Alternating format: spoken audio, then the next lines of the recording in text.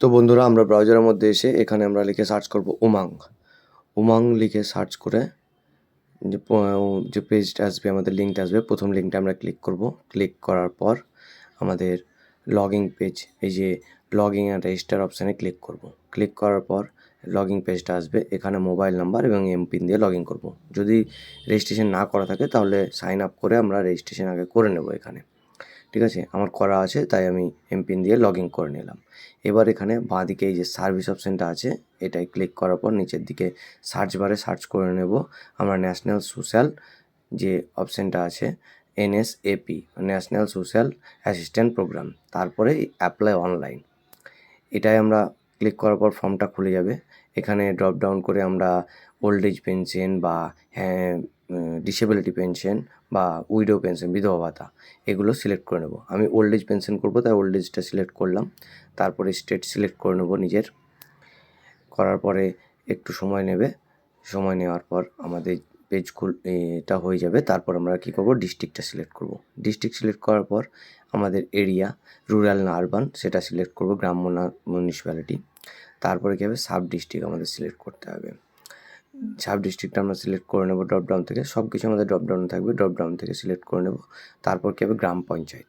গ্রাম পঞ্চায়েতটা sub district select করার পর গ্রাম পঞ্চায়েত চলে আসবে। গ্রাম পঞ্চায়েতটা সিলেক্ট করার পর আমাদের ভিলেজটা সিলেক্ট করব। তারপরে যে অপশানটা থাকবে, ভিলেজটা সিলেক্ট করার পর এই যে অপশানটা আছে, এটাই আমাদের যে নাম ড্রপডাউনে একটাই থাকবে, সেটা সিলেক্ট করে নেব। তারপরে এইখানটায় নামটা সিলেক্ট করে নেব।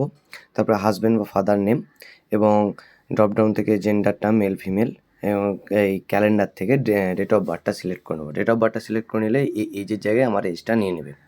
তারপরে caste, general, OBC, SC, ST, এটা সিলেক্ট করে নেবো ড্রপডাউন থেকে, এবং অ্যাড্রেস লিখবো। তারপরে পিনকোড দেবো। পিনকোড এই সব কিছু ফিল আপ করার পর আমাদের নিচে এই যে নেক্সট অপশানটা আমরা ক্লিক করব। করার পর এখানে মোবাইল নাম্বার, ক্যান্ডিডেট, এই যে বেনিফিশিয়ারি নাম্বারটা, ওটা দরকার নেই, ওটা অটোমেটিক হবে। মোবাইল নাম্বারটা আমরা এখানে বসাবো। মোবাইল নাম্বারটা বসানোর পর এই ডান দিকে পেমেন্ট মোড অপশানটা আছে, পেমেন্ট মোড অপশানটা ড্রপডাউনে সিলেক্ট করব, বাই ক্যাশ, বাই অ্যাকাউন্ট, আমরা অ্যাকাউন্টে সিলেক্ট করব।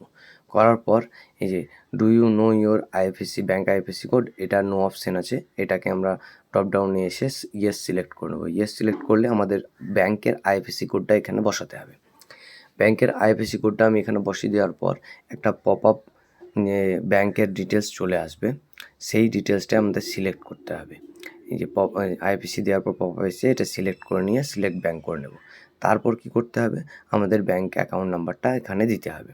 দেওয়ার পর আমাদের কী করতে হবে, নেক্সটটা হাইলাইট হবে, নেক্সটটায় আমরা ক্লিক করব। নেক্সট অপশানে ক্লিক করার পর আমাদের যে পেজটা আসবে সেটাই করতে হবে কি, নেম অ্যাজ পার আধার, প্রথমে নাম দিতে হবে, তারপরে আধার কার্ড নাম্বারটা বসাতে হবে, এবং এখানে আধার কার্ডটা আমাদের আপলোড করতে হবে। মনে রাখতে হবে আধার কার্ডের সাইজটা আমাদের PDF আকারে যেন হয়, 50 কেবির মধ্যে যেন হয়। তারপরে এই আপলোড করার পর প্রিভিউ অপশানটা হাইলাইট হবে। প্রিভিউ অপশানটায় ক্লিক করে আমাদের পুরো ডিটেলসটা একবার ভেরিফাই করে নিতে হবে। যদি ভুলভ্রান্তি থাকে তাহলে ব্যাকে এসে আবার ঠিক করে নিতে হবে, আর না থাকলে তারপর প্রিভিউ করার পর এই যে সেভ অপশানের ক্লিক করার পর সাবমিট অপশানটায় আমরা ক্লিক করব। সাবমিট অপশানটায় ক্লিক করলে আমাদের সাবমিট করার পর আমাদের অ্যাপ্লিকেশানে একটা নাম্বার চলে আসবে। এই নাম্বারটা আমাদের নোট করে রাখতে হবে।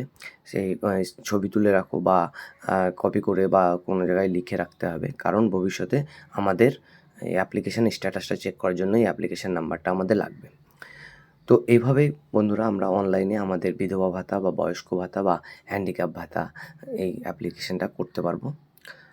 তো বন্ধুরা, যদি ভিডিওটি ভালো লেগে থাকে তাহলে লাইক, শেয়ার এবং সাবস্ক্রাইব করে দিও। ধন্যবাদ।